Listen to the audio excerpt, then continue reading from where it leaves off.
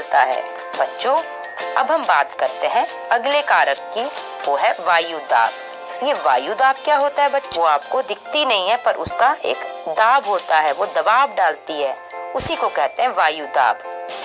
तो बच्चों, पृथ्वी की सतह पर वायु के भार द्वारा लगाया गया दाब वायु दाब कहलाता है।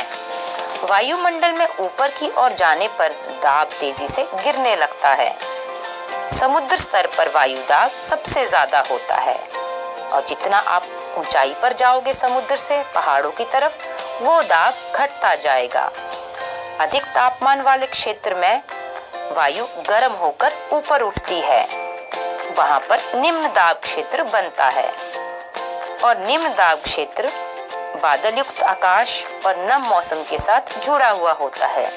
तो बच्चों याद रखना, जहां उच्च तापमान होगा वहां पर निम्न वायु दाब होगा, क्योंकि जब तापमान अधिक होगा तो वायु गर्म हो जाएगी, और गर्म चीज जो है वो हल्की हो जाती है, और जब वो हल्की हो जाएगी हवा गर्म होकर, वो ऊपर उठेगी, और जब वो ऊपर उठेगी तो वहां पर दबाव अपने आप कम हो जाएगा। तो बच्चों, इसका भी एक सूत्र है, उच्च तापमान बराबर है निम्न वायु दाब।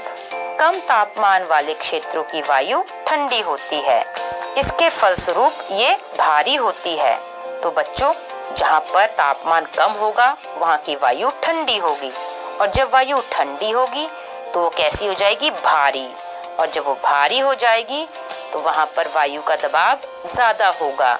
तो इसका भी एक सूत्र है, निम्न तापमान बराबर है उच्च वायु दाब।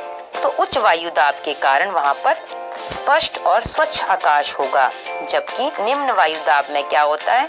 बादल होते हैं आकाश में, आसमान साफ नहीं होता, ना ही स्पष्ट होता है। तो वायु सदैव उच्च वायु दाब क्षेत्र से निम्न वायु दाब क्षेत्र की ओर जाती है। तो बच्चों, ये भी याद रखना कि वायु हमेशा उच्च दाब से शुरू होकर निम्न दाब की तरफ जाती है, क्योंकि उच्च दाब में वहां पर हवा का दबाव ज्यादा हो चुका है।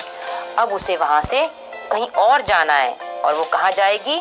जहां पर हवा का दबाव कम होगा। बच्चों, क्या आप जानते हैं चांद पर वायु नहीं है, इसीलिए वहां पर वायु दाब भी नहीं है।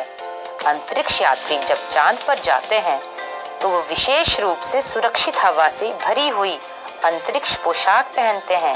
यदि वे इस अंतरिक्ष पोशाक को ना पहने तो अंतरिक्ष यात्री के शरीर द्वारा विपरीत बल लगाने के कारण उनकी रक्त शिराएं फट सकती हैं, और उससे अंतरिक्ष यात्री खून से लथपथ हो सकते हैं। आओ बच्चों, अब बात करते हैं तीसरे कारक की।